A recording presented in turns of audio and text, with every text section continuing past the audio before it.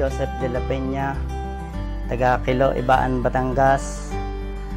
Dati po ang aking kinabubuhay ay pag-aalaga po ng baboy at baka.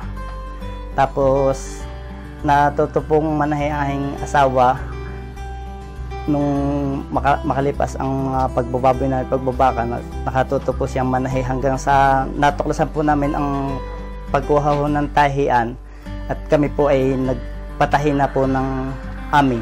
Dati po ay 4 lang ang aming mananahe hanggang sa napadami ko po. Dumating po sila ng 21 po tao ang mananahe ko dahil siguro po sa maganda po ang pagpapalakat ko sa aming tahian.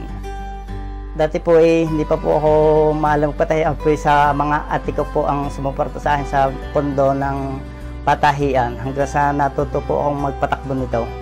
Hanggang napalago ko po ng medyo malago-lago po na kaunti. Ang ate po, nagpapasalamat po sa aking ate dahil tinuruan po niya akong magnegosyo ng ganitong patahian. Ako po ay nakakuha ng pondo sa MSWD sa programa ng SLP sa pamamagitan ng CIAK na isinusulong ng munisipyo ng Ibaan. Mula sa pondong yon, napalaki ko ng konti ang aming puhunan at nadagdagan pa ang mga mananahi ko. At pag po may mga yari na po na netbag sa amin, pinipick up na lamang po ng nagdi-deliver sa amin ang mga yaring netbag at saka po kami binabayaran at para po maipasahod ko sa aming mga mananahi po yung iba. Nag-umpisa po kami sa 4 lang po ang aming mananahi hanggang sa nakakuha nga po kami ng pondo na dagdagan po yung mananahi po namin. Umabot po sila ng 21 pong tao. Ang isang bundle po ay lumalaman po ng 500 peraso po.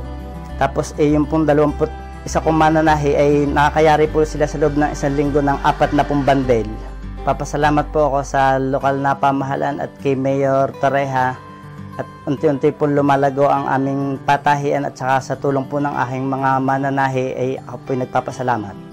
Doon po sa aming mga mananahi, tangkilikin po ninyo ang aming produkto at huwag po kayo mawala ng pag-asa. Dati nga po 4 lang po ang mananahi hanggang unti-unti ko po silang napalagaw. Ako po ay nagpapasalamat talaga. Ako po si Joseph de la Peña ng Barangay Kilo. Salamat po.